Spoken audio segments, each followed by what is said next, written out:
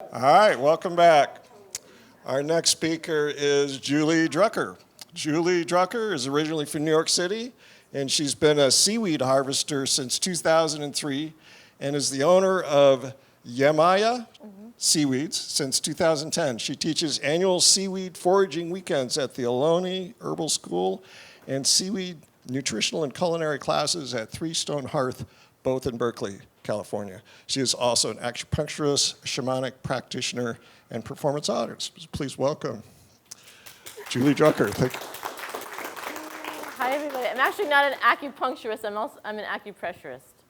And the reason I even got into all this is because I've been doing healing work since 1987.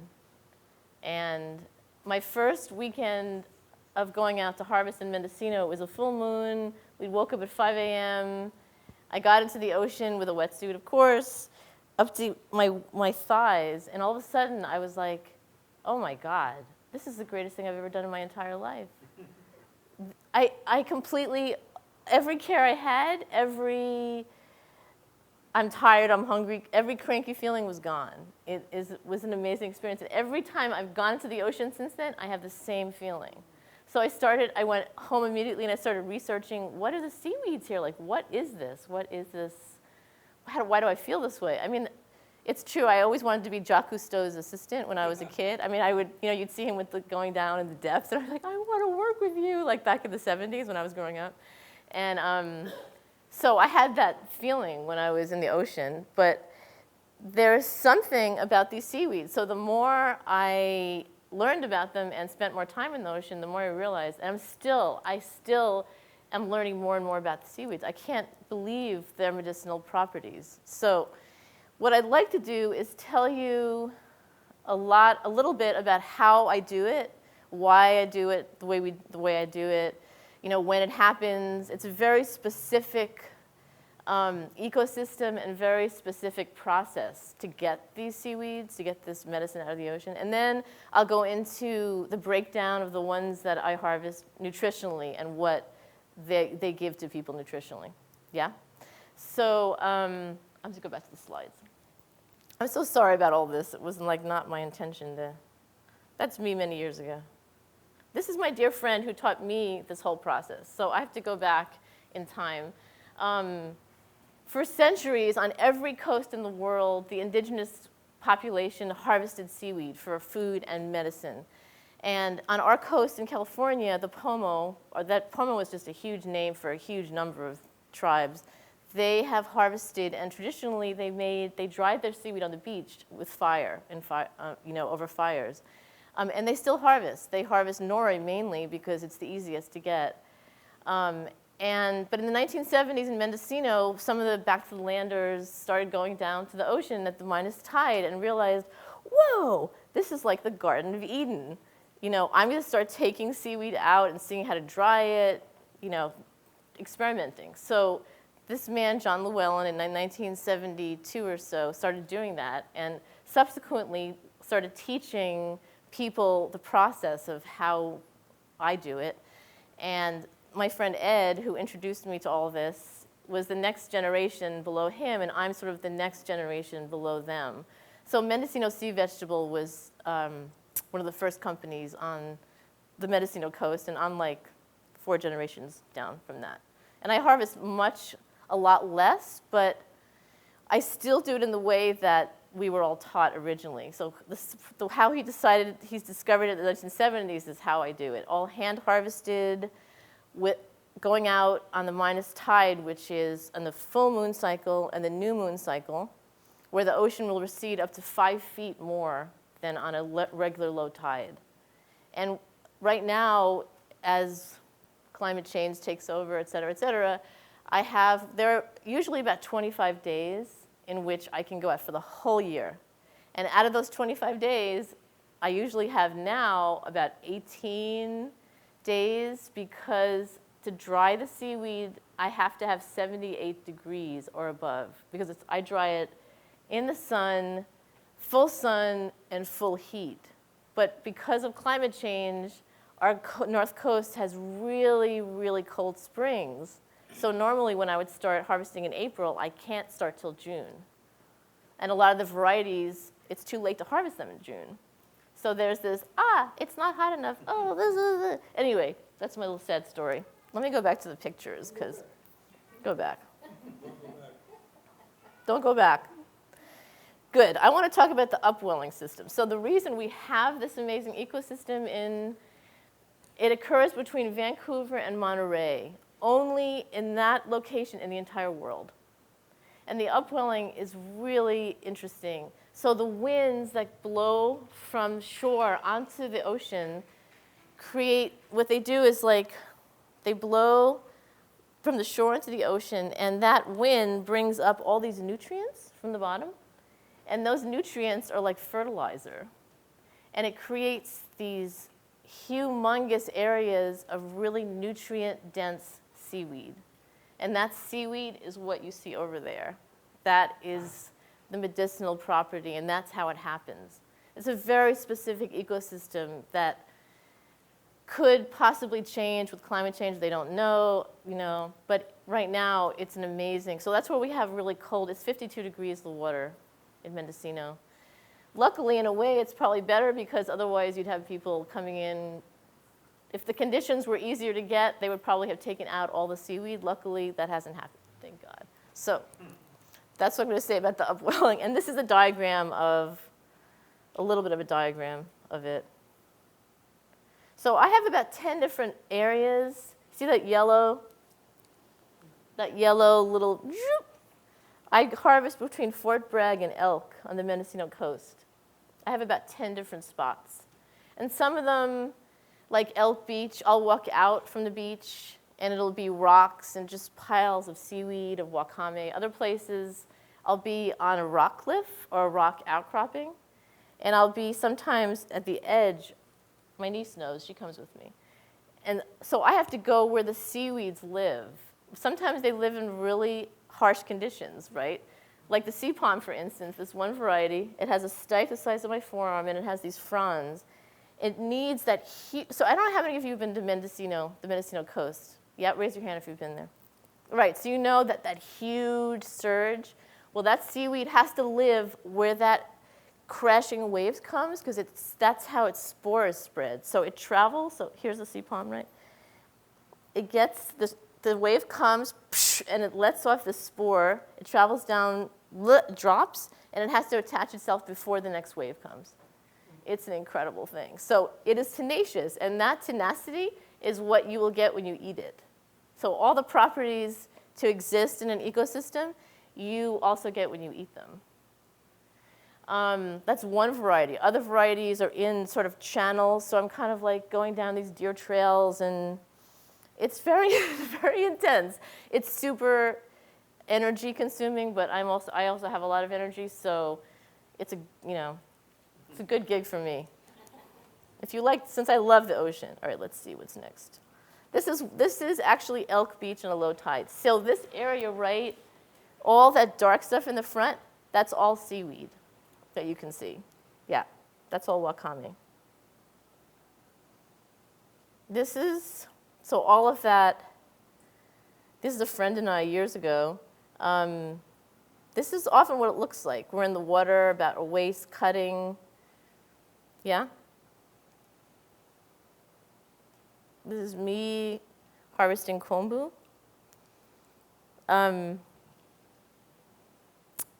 People often ask me, what about just going to the beach and picking up seaweed on the beach? And I'm like, well, you wouldn't actually pick up lettuce that you on the middle of New York City, like in Brooklyn, next to it's kind of the same thing. You want to cut it where it grows, because then it's filled with everything good. So this is just one area that I go. Are there restrictions for where you can? Yeah, there are restrictions in this is another place. This is when I don't see many pelicans anymore, but this is one area that I would see them. Yes, there are. The state of California, so this one variety that I was talking about, sea palm, that's very endangered. You can't harvest that without a commercial license. You're not even supposed to, if you see something on the beach, you're not even supposed to pick it up and take it home. But having said that, Fish and Game doesn't even know what sea palm really is. So if a Fish and Game warden comes over, they're not so concerned with, and I've only been, well, I've been checked quite a bit, but, so yes. But anything else, you can harvest as an individual up to 10 pounds each time. So I have a lot of friends that live in Mendocino that don't do it commercially, but they want, they need their kombu for the year, or they need their wakame, and they go down with their bags and a minus tide, and they get their seaweed for the year, and they go home and dry it, and that's really common where I live. How I'm doing it is on a much larger scale because I'm selling it. So you have to also understand that when I bring in 100 pounds of seaweed, I only get 33 pounds. All of the rest is water weight. All the rest evaporates.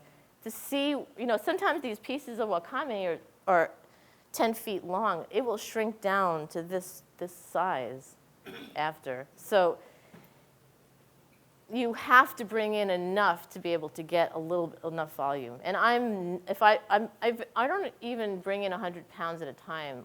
Most of my the 4 other businesses bring in at least 800 to 1,500 pounds a day to make their quota from what they're selling. So I'm small scale compared to that. But I also don't want to take too much because it's a fragile ecosystem. I mean, especially these days, it's getting more fragile.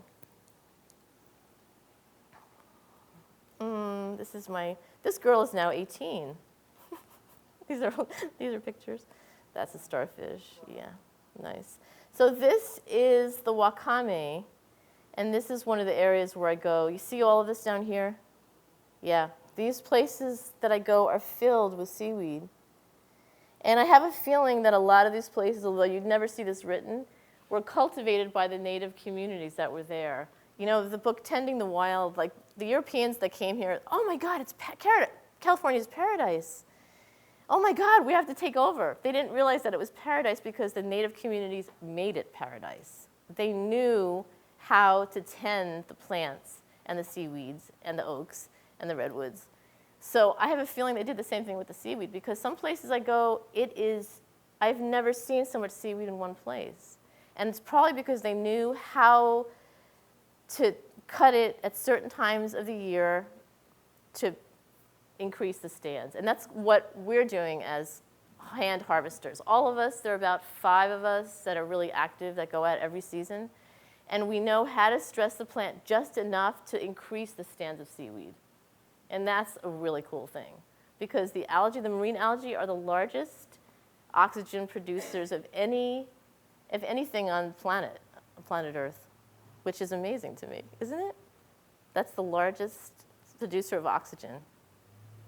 Yeah. As you can see, I'm pretty happy. So this is sea palm. You see those plants hanging down with their fronds? So we cut just the last 6 inches of that algae. That's all. And that stipe that stays there, a lot of it will die back and come back the next year. See all those colors, the sea urchins, the anemones? That's a very typical area. Mussels, the colors, yeah. This one that I have my hand on is called sweet kombu. They can't see where you're putting it. Oh, sorry. So this one is an amazing variety. It has a lot of polysaccharides, so it's a lot of sugars. And if you go over there, try it. It's sweet. It's sweet and salty. It's lovely. It's absolutely lovely.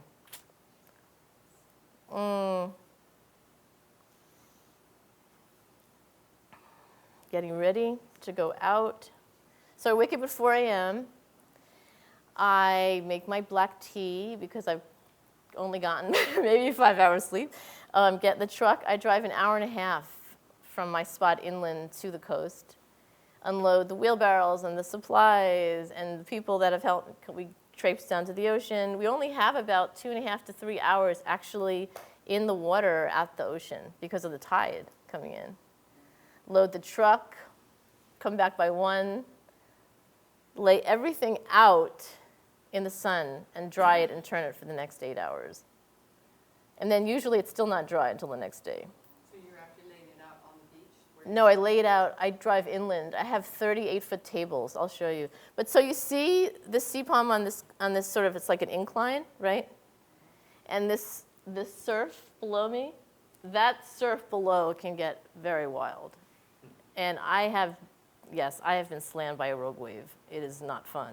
It's very intense, very So intense. what has been your best guide to when it's low tide? Like, is there a Oh, I'm so website? glad you asked. We repeat the question. You asked when is the best, when do you know about the low tide? So this is my Bible between April and September.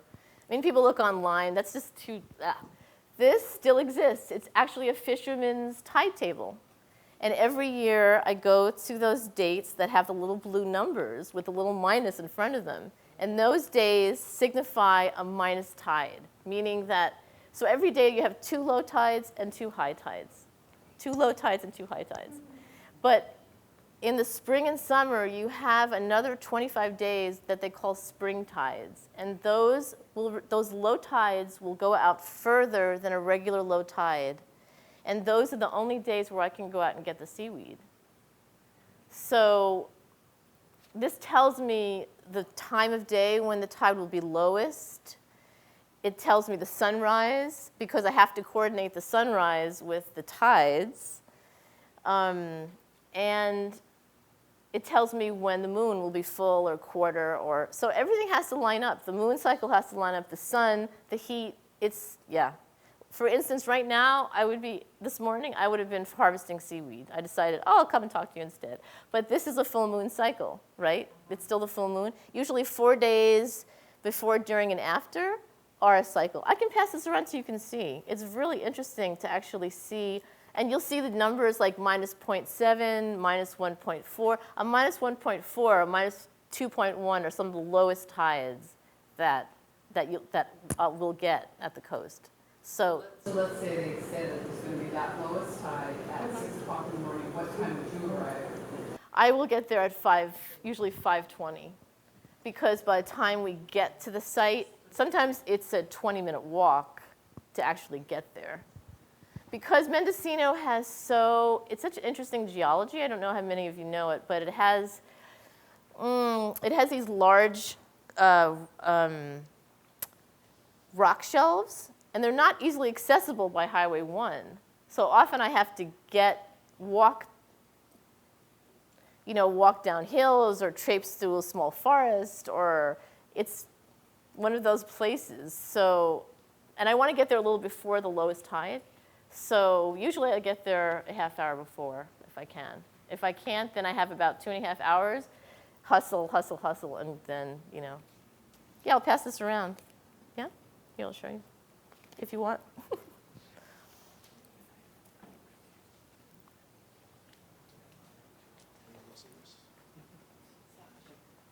This is one of my tools, my most important tool. This is a grape harvester's knife, and I'm cutting nori.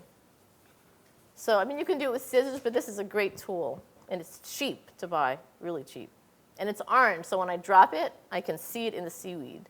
Super important.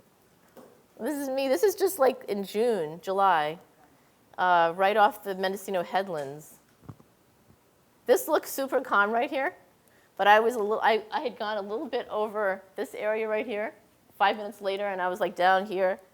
The ocean looked super calm, and I looked up like this, and all of a sudden this swell was coming at me. I was like, you have to be fast. It was amazing. So that's what it's like to be a seaweed harvester. And of course, the most beautiful seaweed lives right at the edge of that, the most beautiful pieces. So this is the wakame on one of my tables drying in the sun. So you can see how it changes shape. That was the seaweed I was holding up, yeah? And this is it drying. Looks like jerky, right? This is the piece of sea palm. I was talking about how it reproduces. So those lines in it, that's how the spore will travel down to the rock to take hold through those lines. It's a beautiful seaweed. It's exquisite, totally exquisite. I love harvesting it. More sea palm. Postelsia, it's called. This is sea palm and kombu in a channel. So seaweed has the phycologists, which is the scientists that study seaweed, have given marine algae their own category just recently. It used to be a plant, like a sea plant. They're like, no, it's not a plant. It's its own thing. It photosynthesizes, but it's completely different. So now, this is sweet kombu. It's beautiful, isn't it?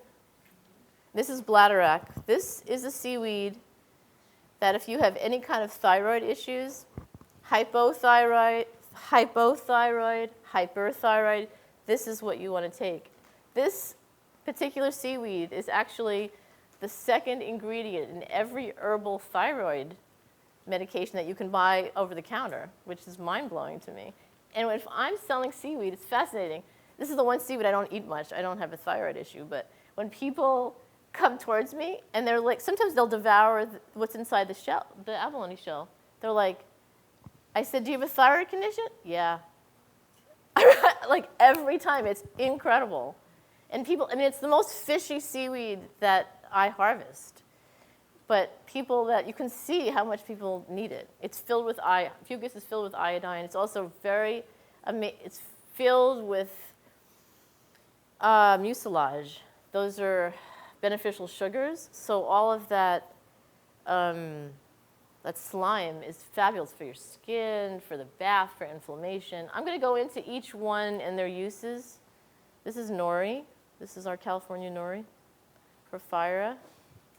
More sea palm. These are friends that have come every year since I've started. They're diehards. So after I'm finished, well, it's not finished drying, but at the end of the day, before it gets dark, I have to take all the seaweed inside because it collects moisture from the atmosphere. So all of that drying in the sun, I would lose all that. So I tie it in sheets, I bring it inside, then I lay it out the next day. Seaweed, if you bought seaweed or if you have it at home, put it in glass jars for storage in a dry, cool place, dark, cool place. Part of the reason, if you try any of these seaweeds here, that they taste the way they do, is how I dry it. The drying process is, sometimes it's 8 to 20 hours. It's super laborious, but it has to be, for me, it has to be out in the sun and the air to taste that way. A lot of the other seaweed harvesters, they rinse their seaweed. I don't like the way it tastes. It changes the flavor. So I don't rinse them. I take them from the ocean. I lay them out in the sun and the air to dry. And so when you eat it, that's what you're eating. You're eating all those elements, the sun, the air, the ocean. Yeah. I have this friend who's been buying seaweed. She says, your seaweed tastes like the ocean. If I buy the other ones, they don't taste like the ocean. I was like, good. It should taste like the ocean. You want it to taste like the ocean. This is me at the end of the day, picking little sea pond pieces off of a table. Okay, that's me again. See the color of the ocean? It is a really nice day. Yep, I'm happy. Okay, now we're going to get into what each seaweed, each variety that I harvest and what's inside them, yeah? You might want to take notes, you might not. All of our Pacific Coast seaweeds have all of the trace minerals that humans need to thrive. So if you were on a desert island and have no food with just nori, you could survive for years. That's what there is inside them, yeah. So calcium, iodine, iron. Nori is super high in iron. Protein, did I forget protein? I did. I know this because I have low blood sugar, and I always have nori in the car. So when I'm driving place to place, if I need to eat protein, nori. Nori is, it's really, really good for, I forgot thing. Okay, it's the thyroid balancer. First thing you have is Protein, highest protein, thank you. Do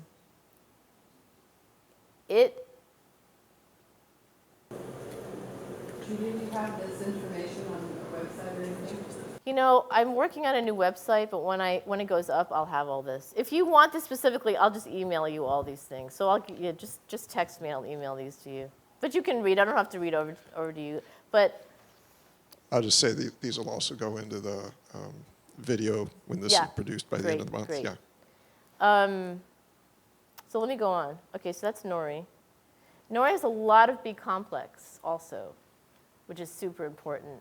And nori is very similar to the Japanese nori sheets that you see, but those are processed. Those are processed with sometimes salt and sugar. They're just processed. The way I do it, I just lay it out. It's not processed. The sun and the heat. That's it. And try it. Just please go over and just try the varieties. And the one people always ask me, what should I get? The one you like to eat is the one you will eat. So get the one that you like. Yeah. Ooh, how do you see that? That's too small. So this is bladderwrack or fucus. It has lots of mucilage and mannitol and all these things, lysine, phytohormones. Actually, it's what Sherry was talking about, the phytohormones. This is fucus. I was just reading on, there's a wonderful herbalist named Ryan Drum up in the San Juan Islands, and he was talking about the Russians used to go to the sea to bathe in fucus because they believed that it helped the libido. It helped so all these newlyweds would go to the ocean en masse to like get in the ocean to like help their marriages, right? I thought, that's great.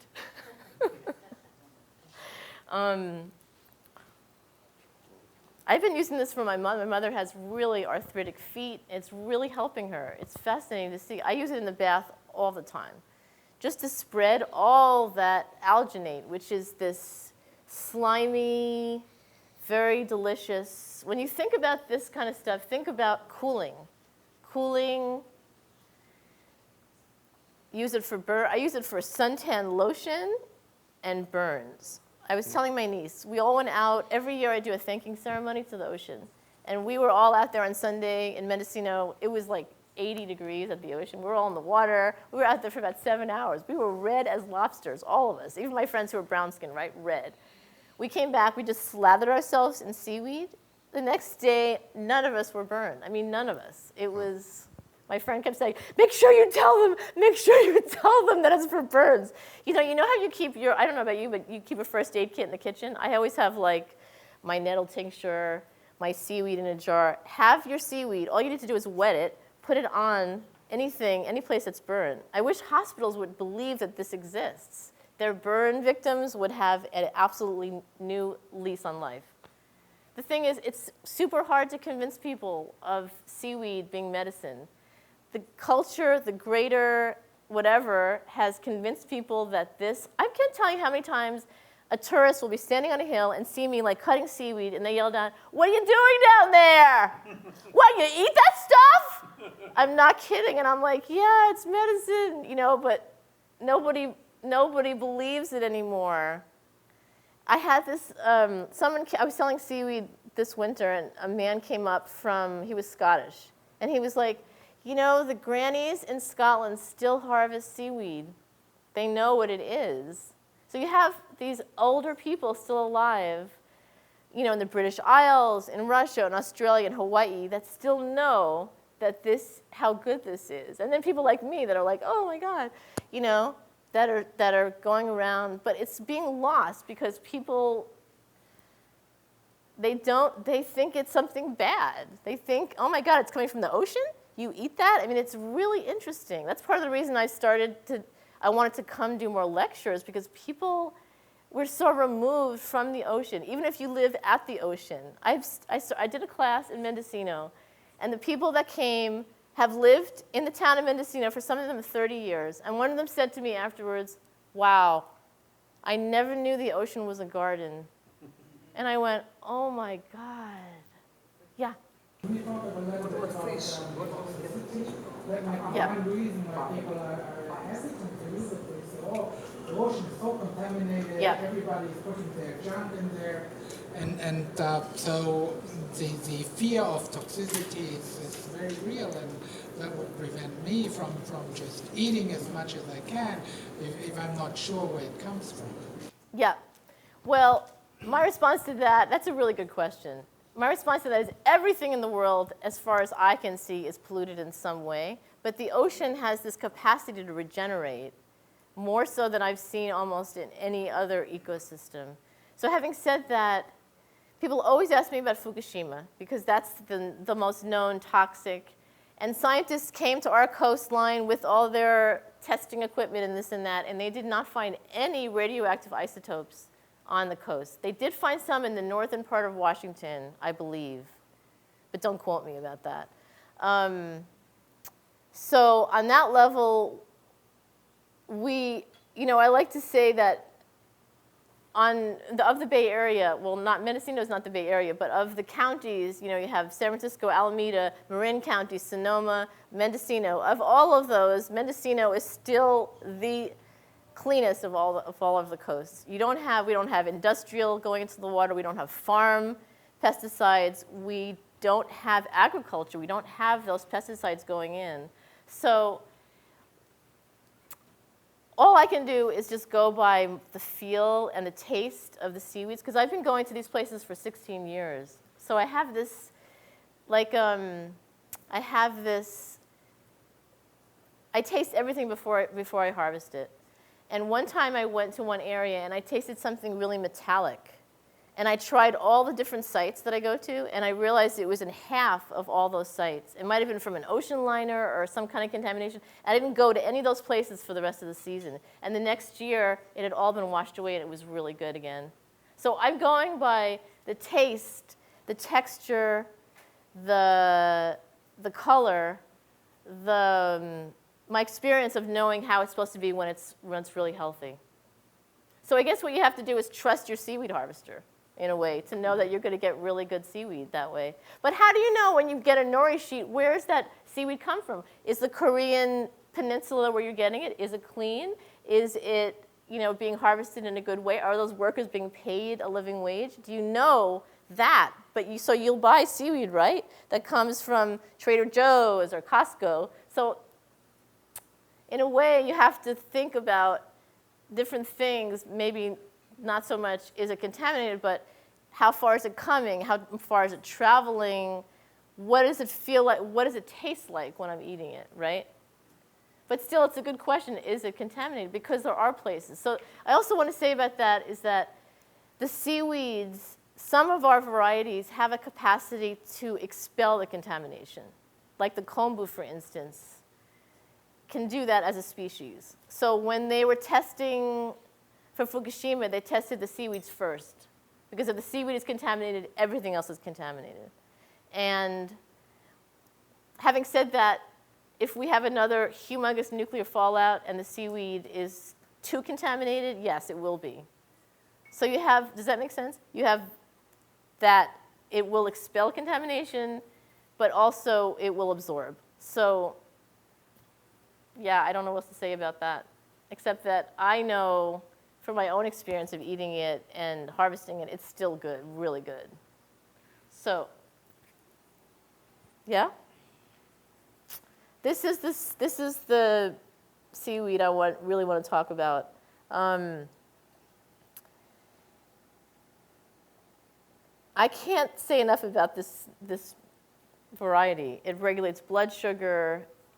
It helps if you're constipated. This is what a lot of midwives are using when a woman tears after birth. They're actually placing a piece of kombu. It's so nutritious. If you just take a piece, put it in the bathtub, and rub the gel on you, you can just feel. I was teaching in Berkeley in April, and one of the women in the class said she'd had breast cancer. And she would take pieces of kombu, hydrated, and she would lay them on the tumor. And she said she felt it being pulled out of her body. It was really interesting. She was the first person that I've met that actually had used it that way. But this variety, they did a study after Chernobyl. They did some kind of study, and they found that people that had eaten kombu after the accident had the lowest rate of cancer of anybody near the accident. Probably from iodine. Yes. So the iodine, yeah? The iodine is one of the most important things in all these seaweeds. And none of us, like what Sherry was saying, almost none of us have too much iodine. Every once in a while, someone comes along that has too much iodine. So, for instance, the Japanese eat seaweed at every meal, but they also add cruciferous vegetables to absorb the iodine. Like they add bok choy or cabbage, and that absorbs the iodine. So that's what I tell people if they don't want so much iodine. Just add vegetables, those vegetables to your food. But most of us are completely iodine deficient. Yeah. I mean, all the pollutions, everything will decrease the iodine, and we're all subjected to that. So, yeah. Do you want me to go down these and talk more about them, or leave it at that? Make a quick run through, yeah. Sorry? Yeah, I think going a quick run through those would be good. Okay. It regulates blood sugar. I have trouble regulating my blood sugar, and kombu, I was packaging seaweed to come here, and I could just feel it dropping, and I was like, oh, I'm just going to eat some. I could feel it regulating it as it was happening. It was crazy. So I talked about the detoxifying radiation. So what they call this a chelator. What it does in your body is that you eat it, and in your intestines, it's like a magnet. So it attracts radiation, and then it will just eliminate it it will just eliminate the radiation. So it's a super, super important seaweed for that. Calms nerves, treats fungal and yeast infections, thins the blood, purifies the blood, eases digestion, aids weight loss. A weight loss guru. Stimulates collagen production, stimulates immune system function, inhibits tumors, treats gynecological disorders, aids constipation. And it does that because it has the mucilage in kombu is extreme. So anything with mucilage, okra, kombu, flax seeds, that is what you want in your intestines if you're dry. All of these seaweeds are cooling. They will add moisture into your system. Yeah. Protects your skin, promotes wound healing, decreases edema, aids arthritis, benefits the kidneys, is diuretic, eases lymphatic congestion, and is also a burn remedy. Yeah? Very important seaweed. Yeah? You mind if I just have something to contribute? No, definitely. I want to say, if all of you have a chance, just run the hands back of your triceps. And if you feel bumps, it's not because you haven't exfoliate, it's because you're iodine deficient. And as soon as you start eating the seaweed, you'll notice those bumps will go away. And I don't have any. Yeah. I'm like, I don't have any bumps. So my daughter, she never eats any seafood. She hates the smell, anything that smells ocean. So we give her Anna's liquid seaweed, and immediately her bumps go away. And it's very important that you don't feel these bumps back here, because it means you don't have enough iodine, and that means your thyroid is suffering. And your thyroid is the organ that runs, it's like your lieutenant in your body. It runs all your endocrine system. It's the boss, next to the brain. So if you don't want to have cancer, especially lymphatic cancer, breast cancer, your thyroid has to be up to par. And I didn't go too much into detail earlier, but belly fat is due to hypothyroid. And a lot of times that hypothyroid also is related to IBS, irritable bowel syndrome, or digestive issues. So one of the best remedies to treat that is to make a bone broth at home with organic bones of your liking and add seaweed to it. So you're treating your digestive tract and your thyroid at the same time, and it's absolutely delicious. When I work late and get home past midnight, because I do see people that work graveyard shift on Monday and Wednesday evening, so meaning our 10 p.m. is their 10 a.m., so I work till about midnight, sometimes 1 o'clock.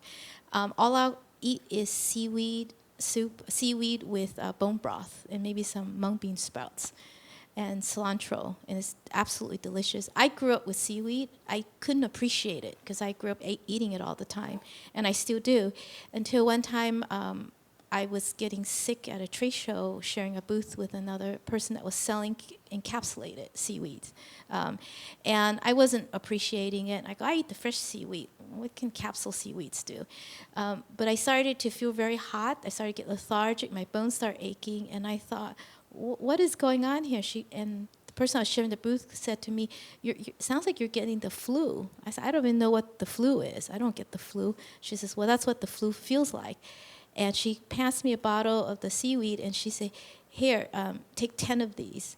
And I looked at it. I go, I'm used to eating a whole pot of seaweed, so I'm going to just take 15. So I took 15 of the 30 pills. An hour later, all those flu symptoms went away. Now, did I really have the flu? I don't know. All I know, it was sudden onset. I started getting very hot. My bones ache, and I was feeling lethargic. I felt I had to lay down. My throat was getting sore, and I just didn't feel well. But 15 of those capsules of seaweed, I don't know what type of seaweed it was, but it just took it away. But seaweed is a medicinal food, just like mushrooms. It's one of the best foods you can have in your diet. And I'm so glad I found her. I mean, whatever you guys don't buy today, I'm going to take the rest of her inventory. So you better beat me to it. Okay. And Anna, don't worry. I still love your liquid seaweed. It's the best to have at hand. Oh, another thing is constipation. If there's a problem with chronic constipation, you eat seaweed every day, you'll stop getting constipation. Can you explain that? Yeah, no. That's what I was talking because about. Because it boosts your thyroid, so it gets peristalsis going. Yeah. Yeah. And it also helps with menopausal symptoms. If anyone is suffer from menopausal symptoms, eating seaweed can prevent it and treat it. The thing that I think, I won't go into the whole culinary part of it, but I find if you weren't raised with seaweed, I wasn't raised, my family's European, but it's often, well, what do I do with it? You know, just putting it in soup, you know. Kombu is really good to put in when you're soaking beans. I still eat beans. You put a piece of kombu in, add water, let it soak for 8 hours. You will not have any flatulence after that. It just does the trick. It's fabulous for that. If you don't cook, I would suggest just eating it out of the bag. I mean, it's better to eat a little bit of seaweed every day rather than huge amounts of it, maybe like once every year. But try it just out of the bag. I mean, that's often how I eat. But I put seaweed in everything. You can marinate it, roast it, pickle it, make it into candy. There are just a million ways. Just be adventurous, yeah. One more thing I wanted to add, if you're not convinced that this is one of the best foods, try as a facial. A fresh wild seaweed facial is the best facial I've ever had. Just ground it up, mix with some coconut yogurt, slap it on your face, and see how much younger your skin looks. It's amazing how your skin immediately looks younger. Also, it feels really amazing. good. Yeah. So if you're a male and that's not the kind of thing you do, like go to get facials, well, you still have to look good for us gals, right? So do a seaweed salad, you know, smell like the ocean, and the girls will love it. Thank you. I started doing classes in facials and foot baths. If you're interested, put your name in that book over there. Actually, here, put it right here. Yeah, please. And I'll come where you are and give you all facials and foot baths. I was telling them at dinner, I just did a class at a festival where I teach every year, and I decided this year to do facials. So I made this lovely facial with a little green tea and some kombu, and I had everybody's feet. It was a hot day. It was about 100 degrees in Fucus, and everyone was like, oh. And at the end of it, it was amazing to see how different people looked. I mean, their eyes, they were like, oh, my God. One guy, he said to me, oh, my God, I have lived with chronic pain my entire life, and I don't have any. I almost cried. I was like, he said, what did you do? I said, I didn't do anything. I think it was the seaweed. He was like, oh, my God. And then he said, you know, my mother was from Okinawa. I remembered that I ate seaweed as a kid. I used it. So it was incredible to see. And that was from the facial and putting it on your feet. So you don't have to eat it. Just use it on your skin. Put it in the bathtub. I have a cup. I have like a little porcelain cup, and I keep all my seaweed, and then I put it in the refrigerator to keep it cool, and I take it out at night, I throw it in the bath. It will get this nice brown color. It's beautiful. Yeah. Julie, in most cases, are you rehydrating it?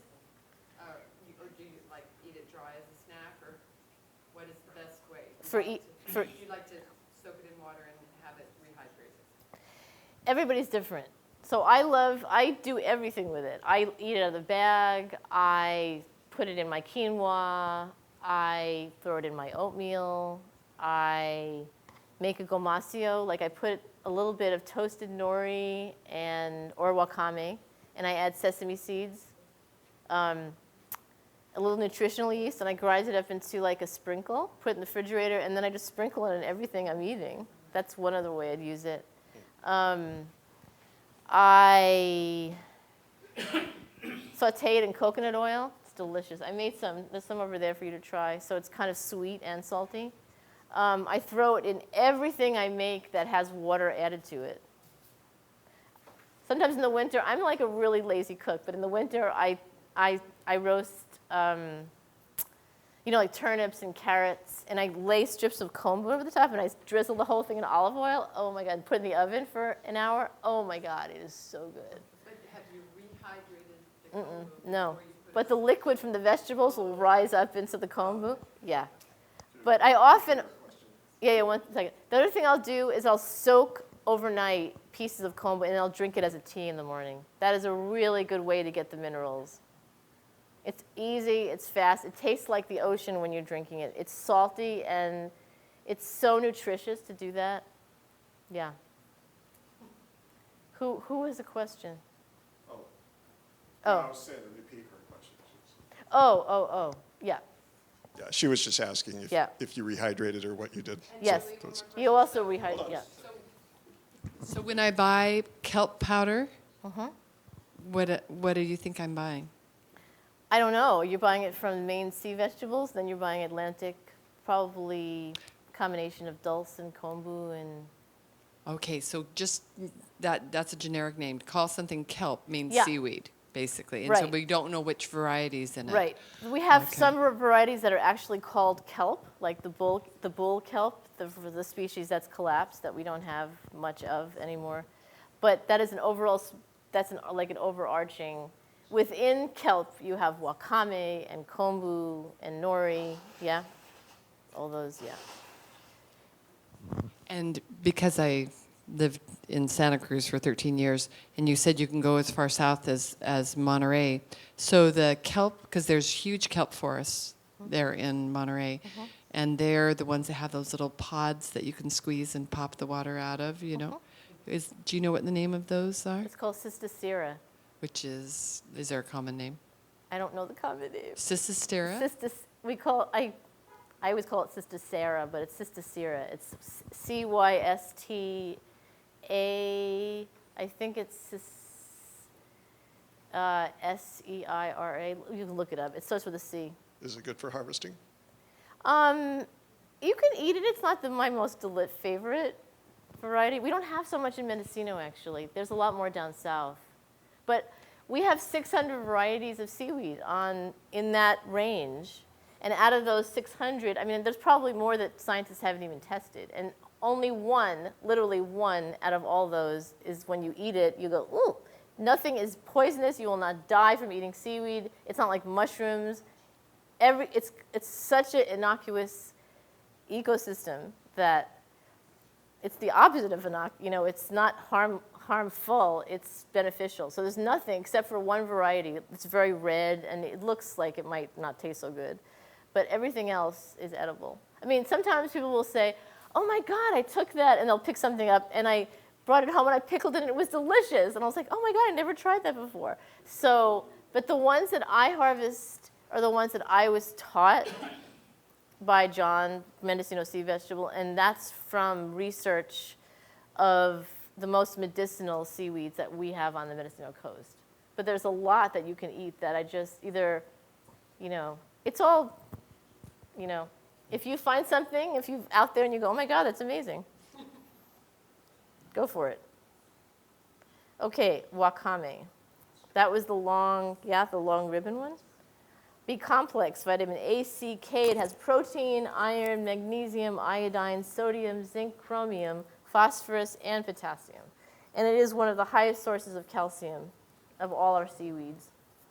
It inhibits tumors, softens hardened tissue, lowers blood pressure, Purifies the blood, used after childbirth. So I was reading, I'm crazy about seaweed. So I'm reading in one of my books, I'm studying for things that I've forgotten.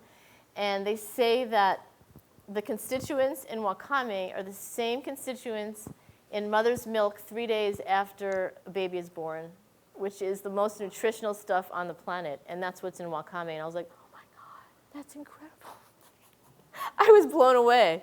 So what they do in a lot of cultures is right after a woman's given birth, they give them the wakame tea. They give the nursing mother to even increase that in her milk. Yeah, the Japanese, the Asian cultures, they know how nutritional this is. Actually, it's not just the Asian cultures, but they particularly have kept using it for years. So it prevents arteriosclerosis, strengthens your liver, promotes hair growth, helps dry skin, fights free radicals, nourishes, firms, and tones your skin. Very important seaweed, very important. Oops, that's it. So, can I just close it? Yes. Great. That's enough of that anyway. What do you sell your seaweed? What do I sell? I sell to people like, Sorry? I sell to people like you now.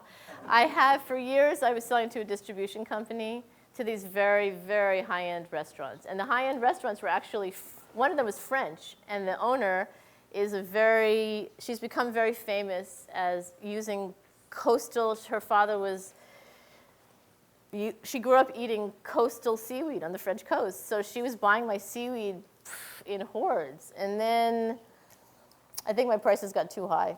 So they found another buyer. So right now I'm sort of in between in a market, looking for new markets. Part of the reason I'm starting to come down and travel to do lectures like this is because I really want it to be used as medicine. I mean, I want people to pay $3.50 a plate for seaweed, for sure, because then I get checks, right? But I also want people to use it in their diets. And the only way they'll do that is if I give these talks, because people don't know about the properties of seaweed, you know, unless you have an ancestor or someone in your family that used it, or if you start having a relationship with the ocean. A lot of the people that have come with me over all these years, and I've had dozens of people over these 16 years, they use it religiously now because they've gone to the place where it lives, where it grows. But not everybody can do that. I mean, you're not all going to come calling me, although you're all invited for sure to come see what I do. So if you're not going to do that, I just found that if I don't go out to different communities, it's not going to get eaten or known about, you know. Also, something I have to say about it is that, oh, sorry, it's late. You're all still sitting here. That's amazing. This is a really unusual thing that we have in our coastline. And to not take advantage of it by not eating it is almost criminal in a way, because I feel I don't know how many of you know your farmer that brings your milk or makes your butter, but to know your seaweed harvester that knows that you're getting this medicine from the ocean, that is amazing. And I don't know if we'll have these varieties in the next 10 years. Honestly, I don't. Things are changing really fast in the ocean, you know, and so while we have this incredible thing that's only, 200 miles from here, I just feel like people should take advantage, you know? So thank you for listening. Thank you. Oh, wait, yeah. So are all the seaweed, are they all basic? They are opposite from acidic? They are all basic or? Are they basic or acidic? Oh, Are they they're all alkalizing or alkalizing. acidifying? They're all alkalizing. Okay. Yeah, that's a good question. Yeah, they're all alkalizing. Yeah. All right, great. Thank you very much. Thank you. I really appreciate it. Yeah. Yeah. Okay.